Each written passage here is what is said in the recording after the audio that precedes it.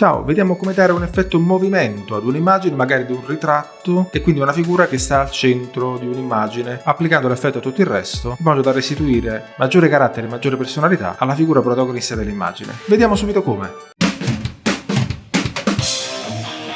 Andiamo a sbloccare il livello principale, dopodiché lo selezioniamo e lo trasciniamo in basso verso l'iconcina crea nuovo livello in modo da farne una copia. Ora con la copia selezionata ci spostiamo sul menu selezione e clicchiamo sul soggetto in modo che il programma selezioni per noi il soggetto principale. Chiaramente lì dove ci sono delle sbavature andiamo poi a correggere con gli strumenti di selezione di Photoshop. Con la selezione attiva ci spostiamo nella parte bassa e andiamo a cliccare su aggiungi maschera di livello in modo da inglobare la selezione appena generata all'interno di una maschera. In questo modo isoliamo la figura principale dallo sfondo. Ora andiamo a selezionare il livello sottostante, poi il menu filtro, sfocatura e effetto movimento. Sarà questo l'effetto che noi applicheremo allo sfondo, potenzialmente con questi valori, un angolo di 7 gradi in modo da inclinare leggermente il piano dell'orizzonte e una distanza praticamente quasi al massimo con un valore di 1969 pixel, più o meno la distanza potrebbe arrivare intorno ai 2000 pixel, quindi conferiamo una distanza del genere in modo da annullare i dettagli dello sfondo e renderli tali da sembrare un piano in movimento. Clicchiamo su OK, chiaramente flaghiamo la modalità anteprima se vogliamo vedere le modifiche in corso d'opera.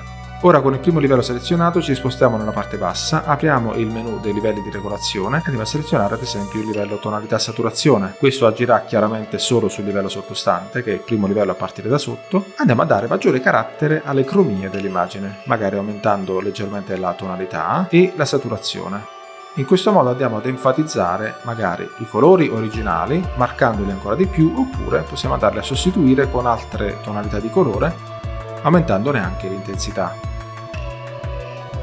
Spostandoci quindi tra due parametri tonalità e saturazione. Torniamo sul menu livelli, andiamo a selezionare il livello della maschera con la selezione, poi ci spostiamo anche qui nella parte bassa dove c'è il menu dei livelli di regolazione e andiamo ad associare un livello di regolazione valori tonali. Assicuriamoci, flaggando l'iconcina che sta nella parte bassa del pannello proprietà del livello di regolazione, di associare questo effetto solo e unicamente al livello sottostante e non a tutti i livelli sottostanti. Dopodiché ci spostiamo sul marker centrale, quello dei pixel medi, e lo spostiamo verso destra in modo da rendere più scuri i pixel mezzitoni e poi spostiamo invece più a sinistra il marker dei pixel luminosi. In questo modo stiamo conferendo maggiore personalità ai dettagli e luminosità della figura selezionata.